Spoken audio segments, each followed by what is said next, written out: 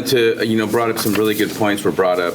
And as far as the data collection goes, from the budget note, Senate Bill 5512, it was brought up that we have a higher rate of homelessness in Oregon than in the rest of the United States. The Western United States, California, Washington, Oregon, Hawaii.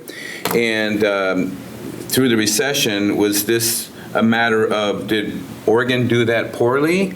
Or did we become an attractive place to become homeless?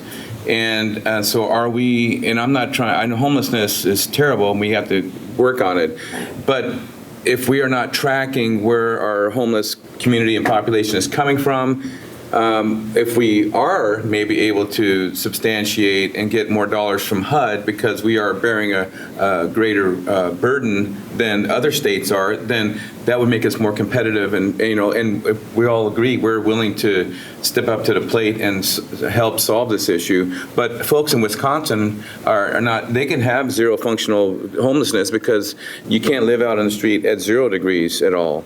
And I have folks that have visited there and they say, where's your homelessness? Well, we don't have any because we can't live during the winter here. And so it's kind of a migratory process. So is there a way that we can track some of these dollars to make us more competitive with these HUD dollars? Because I think Oregon and Oregon taxpayers are paying a higher burden to solve this issue than the federal government, especially if we are very open to trying to solve this and house our homeless throughout the United States. So.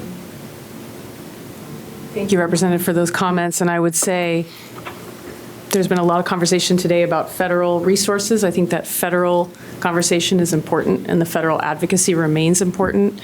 And we'd be happy to talk with the committee about what that looks like. We know that appropriations conversations are happening right now in our nation's capital. I think there will be additional conversations on the table.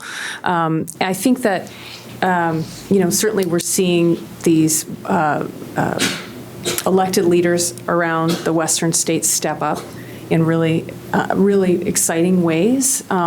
But we also know that those federal resources are the backbone of the system, and that continues to be a conversation that we need to have. With regard to kind of the migratory patterns, I know that some communities, as part of their point in time count, are asking questions about where were you last housed and when did you move to this community and when did that happen, to try to get their arms around some of those patterns.